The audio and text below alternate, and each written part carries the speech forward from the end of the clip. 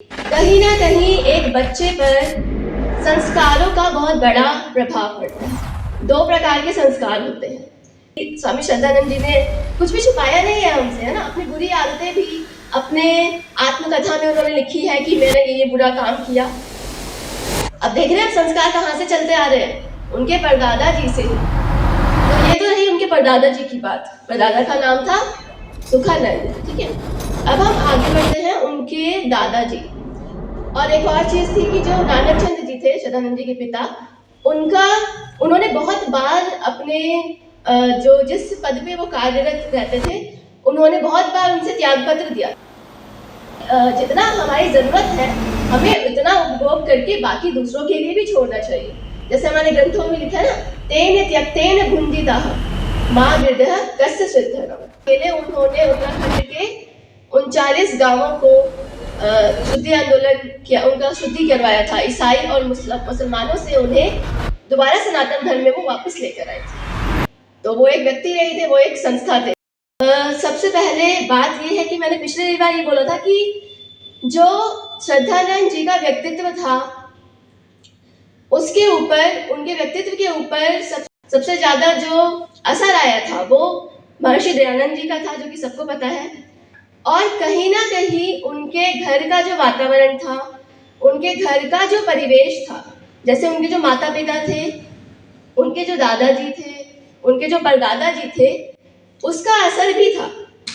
क्यों? क्योंकि जो कल्याण मार्ग का पथिक जो स्वामी श्रद्धानंद जी ने अपनी जो आत्मकथा लिखी है, उसमें उन्होंने सबसे पहले यही बताया है कि कहीं ना कहीं एक बच्चे पर, एक जो हमारे आने वाले जो भविष्य होते हैं, उसके ऊपर संस्कारों का बहुत बड़ा प्रभाव पड़ता है।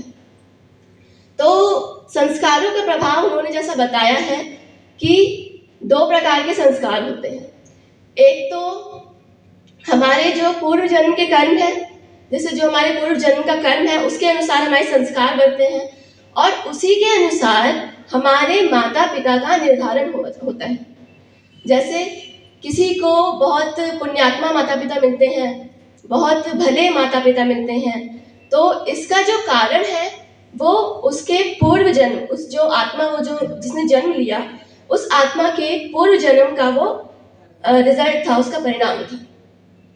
तो यही चीज उन्होंने उसमें बताई कि जो पूर्व जन्म के संस्कार होते हैं, और एक होता है पैतृक संस्कार, जिसका उन्होंने कल्याण मार्ग के पथिक में भी जिक्र किया है कि पैतृक संस्कार वो होते हैं कि जैसे बच्चे ने जन्म तो ले लिया, अब उस माता पिता के जो संस्कार है ना, माता पिता के भी तो संस्कार होंगे। बच्चे को तो अपने संस्कार के अनुसार उस माता पिता के घर में जन्म मिल गया, चाहे वो माता पिता बुरे हो चाहे भले हो। अब बात आती है माता पिता के संस्कारों का बच्चे पर क्या असर पड़ता है। तो पैतृक संस्कार जो होते हैं, वो माता पिता के जो संस्कार हैं उसका बच्चे पे क्या असर पड़ता है, वो पैतृक संस्कार है। तो इसीलिए उन्होंने अपने व्यक्तित्व का जो निर्माण जो उनका हुआ, उसका उन्होंने कारण अपने पैतृक संस्कारों को भी बताया। तो सबसे पहले इसलिए उन्होंने कल्याण मार्ग के पथिक में जो शुरुआत हुई है वो यहीं से हुई है कि उन्होंने अपने परिवार के बारे में वहाँ बताना बहुत ज़रूरी समझा। क्यों? क्योंकि हमने जान लिया कि पैतृक संस्कार बहुत ही ज़्यादा अहम भूमिका निभाते हैं एक बालक के या किसी भी एक व्यक्ति के व्यक्तित्व को बनाने में, उसके अंदर संस्कार को डालने में। हम कहेंगे कि फिर वो बिगड़ कैसे गए थे। जैसे कि स्वामी श्रद्धानंद जी ने कुछ भी छुपाया नहीं है हमसे, है ना। अपनी बुरी आदतें भी अपने आत्मकथा में उन्होंने लिखी है कि मैंने ये बुरा काम किया। तो इसका कारण ये है कि कुछ ऐसे हमारे कुछ कारण हो जाते हैं या कुछ ऐसा परिवेश मिल जाता है जो कभी कभी वो संस्कार, जो पैतृक संस्कार होते हैं, वो थोड़े से कहीं दब जाते हैं। श्रद्धानंद जी एक सूर्य के समान थे, तो वो सूर्य एक क्षण के लिए वो अंधकार रूपी बादलों से घिरा हुआ था, लेकिन वो अस्त नहीं हुआ था। तो जब स्वामी दयानंद जी का, महर्षि दयानंद जी के शब्द रूपी बाण से जब वो बादल चीरता हुआ, जब वो अंधकार का बादल हटा, तो वो सूर्य फिर से उदय हो गया। और ऐसा उदय हुआ, ऐसा दमका, फिर कोई भी अंधकार दोबारा उसे अस्त ये आज हम सभी देखते हैं। तो इसके लिए आज मैं उनके आपको कुछ पैतृक संस्कार की जो उन्होंने बात करी थी, तो उनके परिवार के बारे में भी बहुत जानना आवश्यक है हमारे लिए। तो सबसे पहले मैं बात करना चाहूँगी कि जैसे एक छोटा बच्चा होता है, हम सोचते हैं कि हम घर में कुछ भी बातें करते हैं, कुछ भी अपशब्द का इस्तेमाल करते हैं और क्या सोचते हैं कि ये बच्चा है, इसे तो कुछ समझ नहीं आ रहा, कोई बात नहीं, बच्चा है, इसके सामने कुछ भी करो, है ना। जब तक एक अबोध बालक जो होता है, हम सोचते हैं उसे कुछ समझ नहीं आ रहा, वो कुछ नहीं देख रहा, लेकिन ऐसा नहीं होता। बड़ों के सामने तो हम फिर भी बोल लेते हैं, मतलब फिर भी छुपा लेते हैं कि अपनी बुरी आदतों को छुपा लेते हैं, लेकिन बच्चों के सामने सोचते हैं उसे कुछ समझ ही नहीं आ रहा, तो छुपाने का क्या फायदा। लेकिन एक बच्चा जो है वो जैसे मैंने पिछली बार भी बोला था, वो अपने आप को मतलब वो ऑब्जर्व करता है सारी चीज़ों को। जो भी आप घर में व्यवहार करते हैं, आपस में माता पिता का क्या व्यवहार है, वो अपने से बड़ों के साथ कैसा व्यवहार करते हैं, अपनों से छोटों के साथ कैसा व्यवहार करते हैं, आपस में माता पिता का क्या व्यवहार है, ये बच्चों के ऊपर इसका बहुत ही बड़ा असर पड़ता है। जिसका यही चीज हमें श्रद्धानंद जी के जीवन में भी देखने को मिलती है। जैसे कि उन्होंने बताया है कल्याण मार्ग की पथिक में कि जो उनके परदादा थे, उनके परदादा से ही, और ये देखिए कि सिर्फ उनके माता पिता ही नहीं, कि ये पीढ़ी जो संस्कार है वो पीढ़ियों से चले आते हैं। ऐसे ही कोई व्यक्ति श्रद्धानंद और दयानंद नहीं बन जाते, उसके लिए संस्कारों का भी एक बहुत बड़ा महत्व होता है, एक बहुत बड़ी अहम भूमिका होती है। तो उनके जो परदादा थे, उनके परदादा का नाम था सुखानंद, कि उनके परदादा हमेशा वो सुखी रहते थे, उनका चित्त हमेशा प्रसन्न रहता था, कभी किसी पे क्रोध नहीं करते थे। तो क्रोध जो है वो उनको नहीं आता था। क्यों नहीं आता था हम ये सब जान गए, क्योंकि उनके जो विचार थे वो सही थे। वो जिस चीज को जैसा जानना है, जैसा हमारे ग्रंथों में बताया गया है, वैसा करते थे। किसी के साथ अटैच नहीं होते थे, है ना, मतलब किसी के प्रति राग नहीं उत्पन्न करते थे, तो उन्हें क्रोध नहीं आता था। अब उन्होंने एक और बात बोली थी कि क्रोध अगर कभी किसी के दुर्व्यवहार पर आ भी जाता था, कभी तो आएगा ही ना, क्योंकि अब कोई अगर बहुत ही गलत व्यवहार कर रहा है, या तो अगर क्रोध उन्हें आ भी जाता था तो वो अपशब्द का इस्तेमाल नहीं करते थे। उन्होंने ऐसा बोला, क्रोध अगर आ भी गया ना, अब गुस्से में लोग क्या करते हैं, अपनी उनकी वाणी पर संयम नहीं रहता है। जब किसी को क्रोध आता है, सबसे पहले ना उनकी वाणी ही उसके ऊपर संयम नहीं रहता और वो कुछ भी बोल देते हैं। देखिए कितना संयम था उनके, है ना, इससे उनकी मनोस्थिति का पता लगता है हमें। तो और वो क्या थे कि वो शिव की पूजा करते थे, पूजा अर्चना वो बहुत करते थे। तो अब देख रहे हैं संस्कार कहाँ से चलते आ रहे हैं, उनके परदादा जी से ही। तो ये तो रही उनके परदादा जी की बात, परदादा का नाम था सुखानंद जी, ठीक है। अब हम आगे बढ़ते हैं उनके दादाजी। अब सुखानंद जी के 5 पुत्र थे, और जो हमारे श्रद्धानंद जी थे, तो उनके दादाजी का नाम था गुलाब राय, लाला गुलाब राय। तो उनके बारे में भी यही बताया जाता है कि वो भी बहुत पूजा अर्चना करते थे, और काफी उनका भी व्यक्तित्व बहुत शांत था। अब आगे आता है जो उनका जो स्वभाव था। अब उनके जो पुत्र थे, यानी स्वामी श्रद्धानंद जी के पिता, वो थे नानक चंद जी। नानक चंद जी का जो उन्होंने व्यक्तित्व बताया है कि वो एक स्पष्टवादी, और जिन्हें बोलते हैं ना कि किसी से भी डरना नहीं, निर्भीकता, वो उनके व्यक्तित्व में नजर आती थी। और बाकी भक्ति प्रधान तो सारे ही थे, क्योंकि जब उनके परदादा जी से, है ना, ये भक्ति का वो चलता आ रहा है, वैसे वो क्षत्रिय गुण उसके थे, गुणकर्म से वो क्षत्रिय उसके थे, लेकिन उनका जो उनमें भक्ति प्रधानता भी बहुत भरी हुई थी। तो ऐसे ही नानक चंद जी भी जो थे वो बहुत भक्ति प्रधान भी थे, और स्पष्टवादी, निर्भीकता उनके व्यक्तित्व में झलकती थी।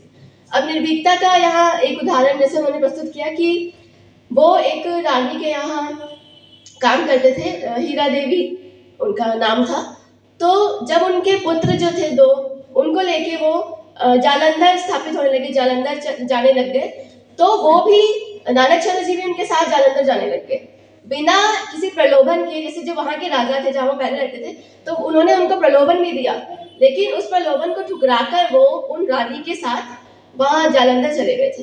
तो एक ये उन्होंने घटना बताई कि जब वो सुबह सुबह वो ब्रह्म मुहूर्त में 4 बजे उठकर वो स्नान करके रामायण पढ़ते थे, ठीक है, अपनी पूजा पाठ करते थे।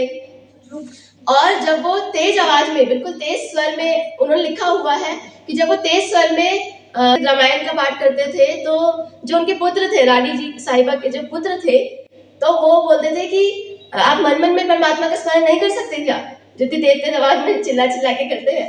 तो उन्होंने बोला कि ये तो मन में तो मेरे परमात्मा हमेशा रहते हैं, लेकिन ये जो लोग, जो मूढ़ लोग सोते रहते हैं ना अमृत वेला में भी, उनको जगाने के लिए मैं ऐसा करता हूँ। तो ये देखिए, ऐसे आजकल सामान्य जीवन में क्या देखा जाता है कि अगर कोई मालकिन है या कोई, तो उनके बच्चे कुछ भी करते हैं या वो भी कुछ भी करते हैं तो हम बोलने से डरते हैं, है ना। आज सामान्य जीवन में यही देखा जाता है, एक चापलूसी जिसे आजकल की भाषा में बोलते हैं ना। तो वो चीज उस समय नहीं थी, वो चीज नानक चंद्र जी के जीवन में बिल्कुल नहीं थी। वो ये श्रद्धानंद जी खुद अपने आत्मकथा में उनका वर्णन करते हैं। तो अब हम देख सकते हैं ना कि श्रद्धानंद जी का जो संस्कार थे वो कहाँ कहाँ से आ रहे हैं, है ना। सबको पता लग रहा है कि उनके परदादा, दादाजी, उनके पिताश्री, इन सब का जीवन ऐसा रहा है कि उसका असर, उनके संस्कार श्रद्धानंद जी पे हमें आज दिखते हैं और उनकी जीवनी में दिखते हैं। और एक और चीज थी कि जो नानक चंद्र जी थे, श्रद्धानंद जी के पिता, उन्होंने बहुत बार अपने जो जिस पद पे वो कार्यरत रहते थे, उन्होंने बहुत बार उनसे त्याग पत्र दिया था। क्यों? क्योंकि अगर जहां पर गलत हो रहा था, वो गलत को गलत और सही को सही बोलने में तनिक भी मतलब वो नहीं करते थे, शंका या घबराते नहीं थे वो। तो ये चीज उनसे सीखने की है आज सामान्य लोगों को, कि हम क्या करते हैं कि जिस जगह काम करते हैं कि हम कोई भी अगर जो बॉस है वो गलत कर रहा है या उस जगह भी गलत काम हो रहा है तो हम उससे डरेंगे। अब श्रद्धानंद जी का जीवन जो है वो, जब उनका अंतराल छाया था बीच में, उनके संस्कारों पर कुछ पर्दा आ गया था, लेकिन महर्षि दयानंद जी ने अपने शब्दों से, उन्होंने ऐसा उनके मन में घर कर लिया कि वो उनका जो जीवन है वो सुधर गया, सारे व्यसनों को उन्होंने छोड़ दिया। तो ये कब होता है? बोलने वाले तो बहुत होते हैं, वक्ता बहुत होते हैं, लेकिन एक व्यक्ति पर उसका असर कब होता है, इसके दो कारण होते हैं। जब पहला ये है कि जो वक्ता है, जो बोलने वाला है, वो उस चीज को अपने जीवन में स्वयं अपनाए।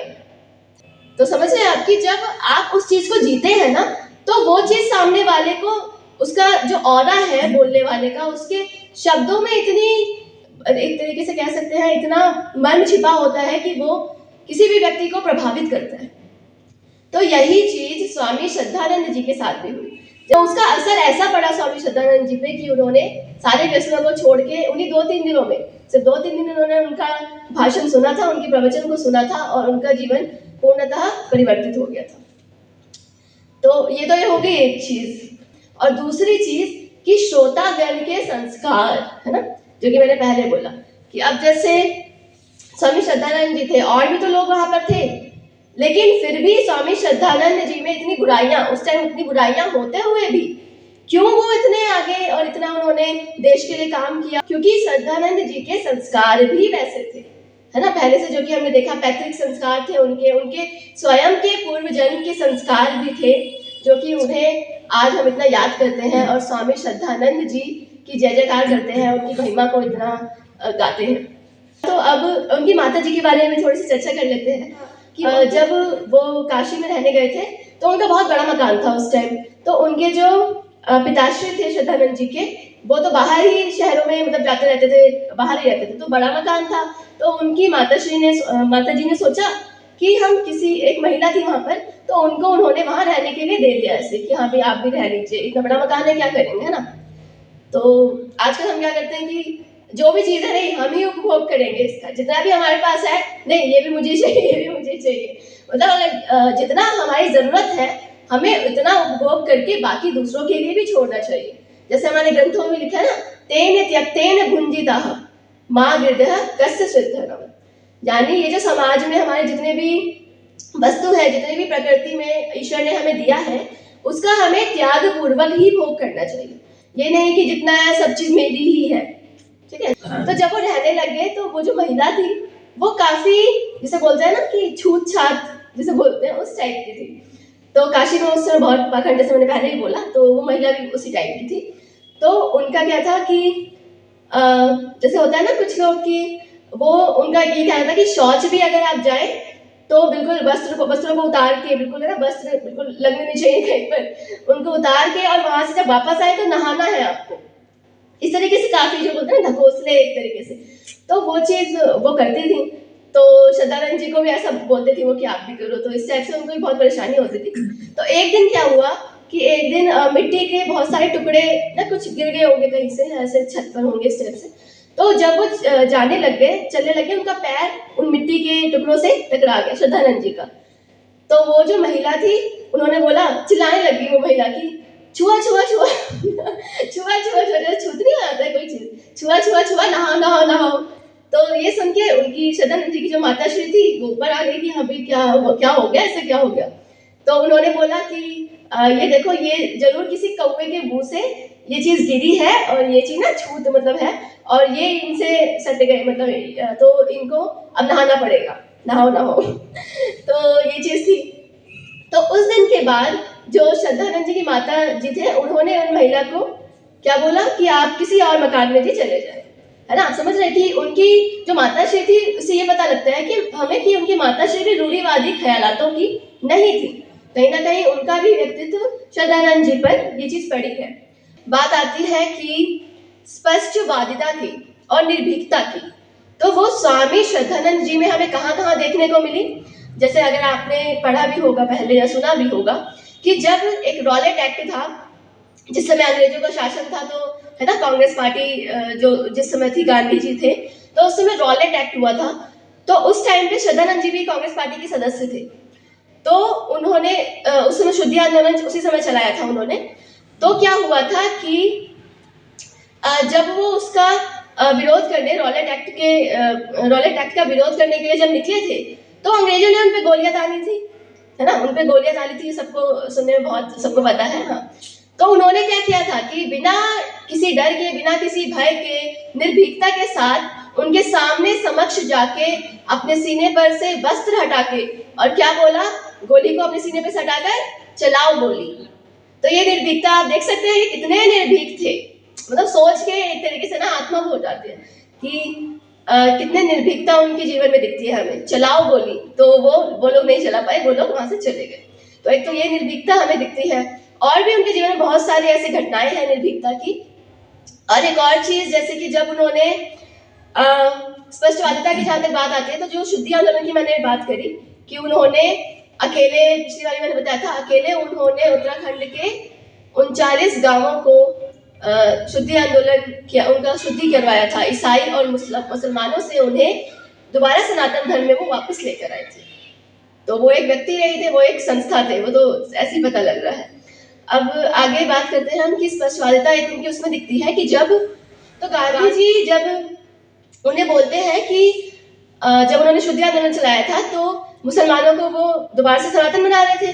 तो गांधी जी को, वो तो राजनीति की तरफ थे ना गांधी जी वगैरह, तो उन्होंने श्रद्धानंद जी को बुलाया और उन्होंने बोला कि इससे तो मुसलमान थोड़े से हमसे कटे कटे से जाने लग जाएंगे, उन्हें बुरा लगेगा, आप ऐसा कैसे कर रहे हैं। तो उसी क्षण स्वामी श्रद्धानंद जी ने एक क्षण भी देरी नहीं लगाई और उन्होंने कांग्रेस की सदस्यता से त्यागपत्र दे दिया उसी टाइम।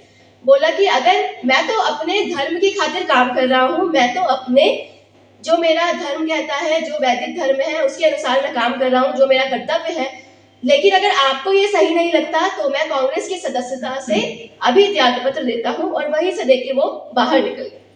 तो देख सकते हैं आप कि उनकी स्पष्टता, उनकी स्पष्टवादिता, उनकी निर्भीकता, ये सारी चीजें हमें उनके जीवन में दिखती हैं। तो काफी चीजें हमें उनके जीवन से सीखने को मिलती हैं, और उनका जो त्याग है, उनका जो वो अगर हम अपने जीवन में अपनाएं, तो उनका जो त्याग उन्होंने किया, उन्होंने जो हमारे देश के लिए कार्य किया, वो बेकार नहीं जाएगा। तो किसी भी एक क्षण को, जैसे उनका जीवन तो पूरा सागर है, तो अगर हम उनकी एक बूंद को भी अपने जीवन में अपना लेते हैं, तो हमारा ये जीवन सार्थक हो जाएगा। इसी बात के साथ मैं अपनी वाणी को विराम देती हूँ। आप सबने बहुत ही श्रद्धा से मेरी बातों को सुना, बहुत प्यार से सुना, बहुत बहुत धन्यवाद। ओम शांति।